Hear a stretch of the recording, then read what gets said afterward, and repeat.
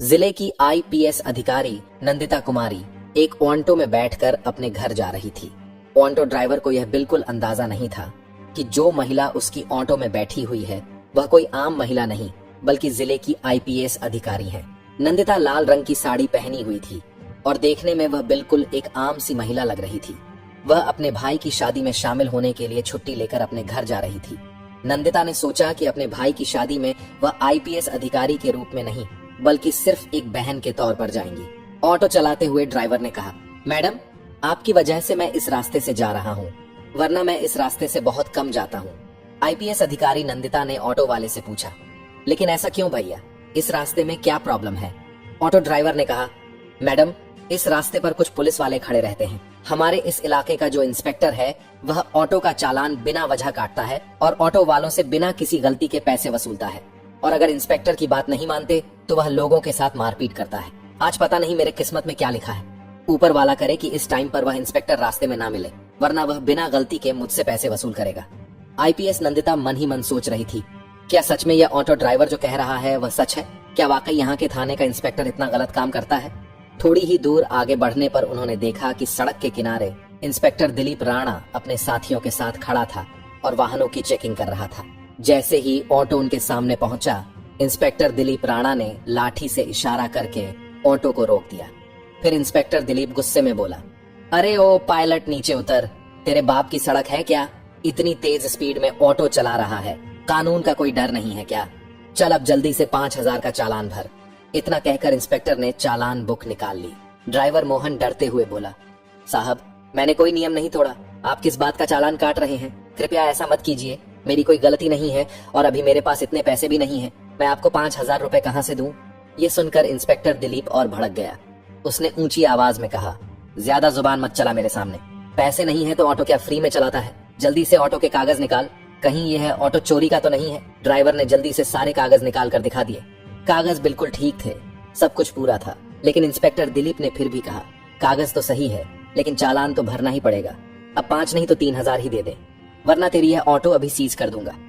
पास ही खड़ी आईपीएस नंदिता नेगी यह सब कुछ ध्यान से देख और सुन रही थी। उन्होंने देखा कि किस तरह इंस्पेक्टर दिलीप सिंह राणा एक गरीब और मेहनती ऑटो ड्राइवर को बिना वजह परेशान कर रहा था, उससे पैसे वसूलने की कोशिश कर रहा था। उनके मन में गुस्सा तो आया, पर उन्होंने खुद को शांत रखा ताकि पहले पूरी सच्चाई समझ सकें और फिर सही समय पर कार्रवाई कर सकें। ऑटो ड्राइवर ने डरते हुए इंस्पेक्टर दिलीप से कहा, साहब, इतने पैसे मैं कहां से लाऊं? अभी तक तो सिर्फ 300 रुपए की ही कमाई हुई है, मैं कैसे आपको 3,000 दूं? कृपया छोड़ दीजिए साहब, जाने दीजिए। मेरे छोटे छोटे बच्चे हैं, मैं गरीब आदमी हूँ, दिन भर मेहनत करके अपने परिवार का पेट पालता हूँ, मुझ पर रहम कीजिए साहब। लेकिन इंस्पेक्टर दिलीप राणा को जरा भी दया नहीं आई। वह गुस्से में भर उठा। उसने ड्राइवर का गिरेबान पकड़कर उसे बुरी तरफ मारने लगा और चिल्लाते हुए बोला, जब पैसे नहीं है तो ऑटो क्यों चलाता है? तेरे बाप की सड़क है क्या जो इतनी स्पीड में ऑटो चलाएगा? ऊपर से मुझसे जुबान लड़ाता है। चल, तुझे थाने का मजा चखाते हैं। इतना सुनते ही आईपीएस नंदिता खुद को रोक नहीं पाई। वह तुरंत आगे बढ़ी और इंस्पेक्टर के सामने खड़ी होकर बोली, इंस्पेक्टर, आप बिल्कुल गलत कर रहे हैं। जब ड्राइवर ने कोई गलती नहीं की तो आप उसका चालान क्यों काट रहे हैं? ऊपर से आपने उसके साथ मारपीट किया, यह कानून का उल्लंघन है। आपको कोई हक नहीं है किसी गरीब पर इस तरह का अत्याचार करने का, इसे जाने दीजिए। इंस्पेक्टर दिलीप राणा पहले से ही गुस्से में था। नंदिता की बात सुनकर वह और भड़क गया। उसने ताव में आकर कहा, अच्छा, अब तू मुझे सिखाएगी कि कानून क्या होता है? बहुत जुबान चल रही है तेरी, लगता है तुझे भी जेल की हवा खिलानी पड़ेगी। चल, अब दोनों एक साथ जेल में रहना, वहीं चलाना अपनी जुबान। नंदिता का चेहरा गुस्से से लाल हो गया, पर उन्होंने अपने आप पर काबू रखा। वह देखना चाहती थी कि यह इंस्पेक्टर आखिर किस हद तक गिर सकता है। इंस्पेक्टर दिलीप को यह जरा भी अंदाजा नहीं था कि उसके सामने खड़ी यह साधारण सी साड़ी पहनी महिला कोई आम औरत नहीं बल्कि जिले की आईपीएस अधिकारी नंदिता कुमारी है। दिलीप राणा ने अपने साथियों को आदेश दिया, चलो, दोनों को थाने ले चलो, वहीं देखेंगे इन दोनों की कितनी जुबान चलती है। तभी 2 पुरुष कांस्टेबल और 2 महिला कांस्टेबल तुरंत आगे बढ़े और उन्होंने ड्राइवर और आईपीएस नंदिता को पकड़ लिया। जब वे थाने पहुंचे तो इंस्पेक्टर दिलीप सिंह ने कहा, इन्हें यहीं बैठा दो, अब यहाँ देखते हैं ये दोनों क्या करते हैं, इनकी औकात तो इन्हें दिखानी पड़ेगी। हवलदारों ने दोनों को एक बेंच पर बैठा दिया। दिलीप सिंह राणा कुर्सी पर बैठा ही था कि तभी उसका मोबाइल पर एक कॉल आया। उसने कॉल उठाते हुए कहा, हाँ आपका सब काम हो जाएगा, उस केस में आपका नाम नहीं आएगा, बस मेरे पैसे तैयार रखना, टेंशन मत लो, मैं आपका सारा काम कर दूंगा। आईपीएस नंदिता कुमारी और ऑटो ड्राइवर दोनों बैठकर यह सब सुन रहे थे। नंदिता मन ही मन सोच रही थी, यह इंस्पेक्टर न केवल सड़कों पर लोगों को परेशान करता है, बल्कि थाने के अंदर भी रिश्वत लेकर काम निपटाता है। वह गरीबों को लूटता है और उनका हक मारता है। नंदिता ने गुस्से को दबाए रखा। वे जानती थी कि अभी तात्कालिक गुस्से में कुछ करना ठीक नहीं होगा। असली मुकाबला सबूतों और सही तरीके से करना है, ताकि पूरा पुलिस प्रशासन और शहर यह देख सके। वे अंदर से योजना बना रही थी कि किस तरह इसे सबके सामने बेनकाब और उजागर किया जाए। पास बैठा ऑटो ड्राइवर परेशान था। वह अपने घर और बच्चों की चिंता कर रहा था। नंदिता ने उसकी तरफ देखा और शांत स्वर में कहा, आप घबराइए मत, यह इंस्पेक्टर आपका कुछ नहीं कर पाएगा, मैं आपके साथ हूँ। मैंने सब देख लिया है और मैं इसे बेनकाब करूंगी। आप निश्चिंत रहें, आपकी कोई गलती नहीं है, आप सुरक्षित हैं। मैं कोई आम महिला नहीं हूँ, मैं आईपीएस अफसर नंदिता कुमारी हूँ। मैं इस इंस्पेक्टर के सारे काले कामों का पता लगा रही हूँ, इसलिए अभी चुप रहकर सब देख रही हूँ, फिर सब साफ करके इसकी औकात लोगों के सामने दिखाऊंगी। यह सुनकर ऑटो ड्राइवर को थोड़ा सुकून मिला। उसने एक गहरी सांस ली और बोला, क्या आप सच में आईपीएस मैडम हैं? लेकिन जब मेरे साथ यह सब हो रहा था तो आपने कुछ क्यों नहीं कहा? मुझे बचाया क्यों नहीं? आप कहीं झूठ तो नहीं बोल रही हैं या आप इन लोगों से मिली हुई तो नहीं है? ड्राइवर थोड़ा घबराया हुआ था। नंदिता ने उसे शांति से भरोसा दिलाया, नहीं, मैं इन लोगों से नहीं मिली हूँ। मैं सच में इस इंस्पेक्टर को बेनकाब करने के लिए चुप बैठी हूँ। बस मैं देख रही हूँ कि यह इंस्पेक्टर और कितने गलत इलीगल काम करता है, इसीलिए अभी चुप हूँ, वरना चाहूँ तो इसे तुरंत सस्पेंड भी करवा सकती हूँ। तुम थोड़ा इंतजार करो, फिर देखो आगे मैं इसका क्या हाल करती हूँ। कुछ देर बाद इंस्पेक्टर दिलीप राणा अपने कैबिन में चला गया। फिर उसने एक हवलदार को बुलाया और कहा, उस ऑटो ड्राइवर को बुला कर लाओ। हवलदार तुरंत बाहर गया और ड्राइवर से बोला, साहब ने आपको अंदर बुलाया है।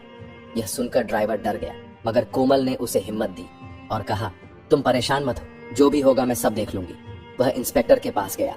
इंस्पेक्टर राणा ने ड्राइवर को देखकर हंसते हुए कहा, देख, अगर तुझे तेरी ऑटो बचानी है तो तुझे 3000 रुपए तो देने ही होंगे, वरना मैं तेरी ऑटो सीज कर दूंगा।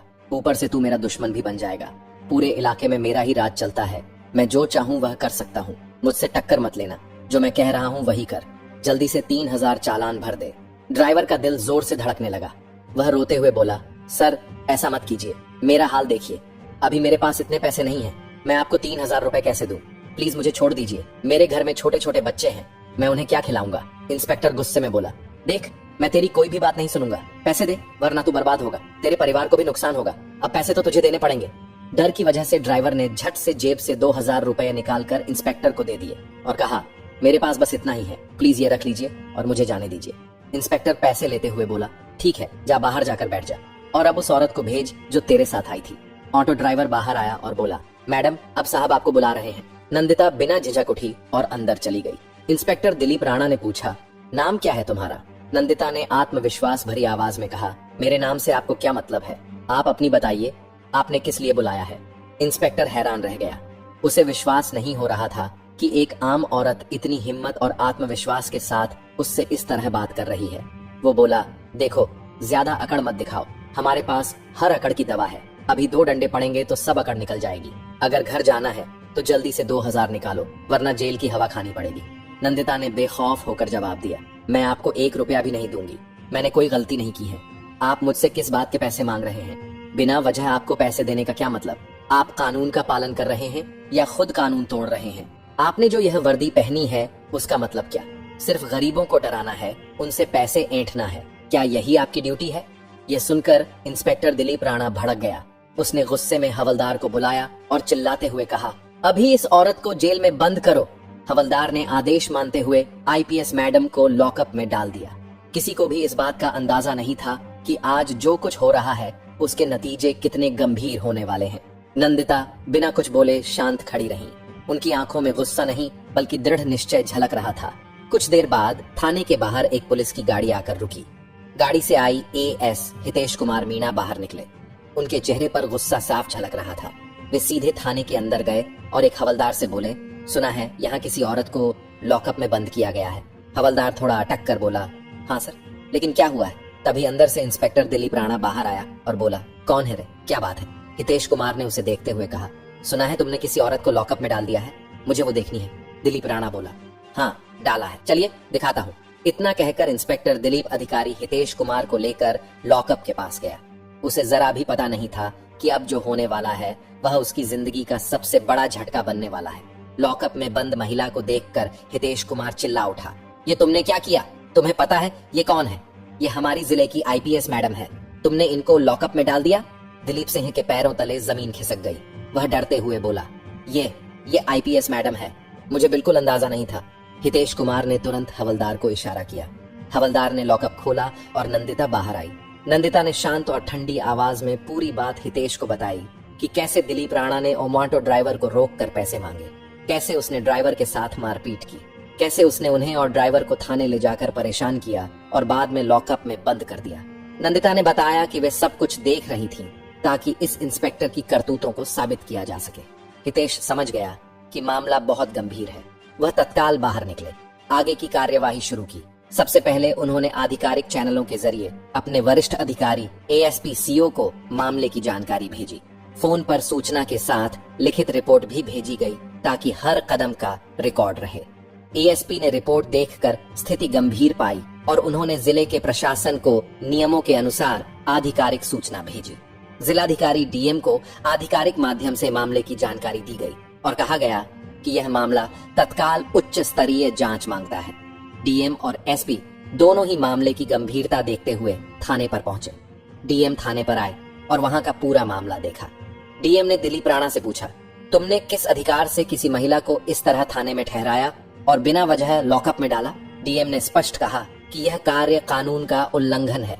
गरीब नागरिकों से रिश्वत मांगना और जानबूझकर पिटाई करना आपराधिक कृत्य है।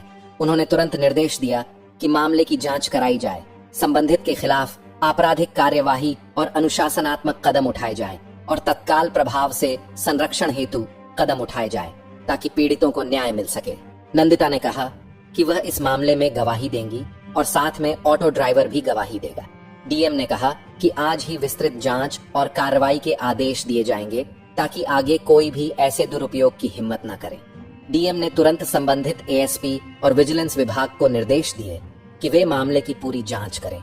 उन्होंने कहा कि इंस्पेक्टर दिलीप सिंह राणा के खिलाफ तुरंत अनुशासनात्मक और आपराधिक कार्रवाई की जाए और पीड़ित ऑटो ड्राइवर और आईपीएस नंदिता कुमारी को इंसाफ दिलाया जाए।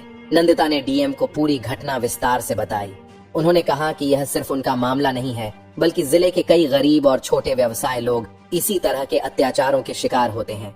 उन्होंने अपना बयान आधिकारिक रिपोर्ट में दर्ज करवाया ताकि कोई भी इसे दबा न सके। ऑटो ड्राइवर से भी पूछताछ हुए। ड्राइवर ने डीएम और जांच अधिकारियों के सामने बताया कि किस तरह से दिलीप राणा ने बिना किसी कारण के चालान भरने और पैसे मांगने की धमकी दी। उसने बताया कि अगर उसने पैसे नहीं दिए होते तो उसका ऑटो सीज हो जाता और परिवार भूखा मर जाता। ऑटो ड्राइवर का बयान भी आधिकारिक फाइल में दर्ज किया गया। जांच शुरू हुई। विजिलेंस टीम ने थाने के रिकॉर्ड और सीसीटीवी फुटेज का अध्ययन किया। उन्होंने देखा कि दिलीप राणा कई बार ऑटो चालकों और गरीब लोगों को डराकर पैसे वसूलता रहा है।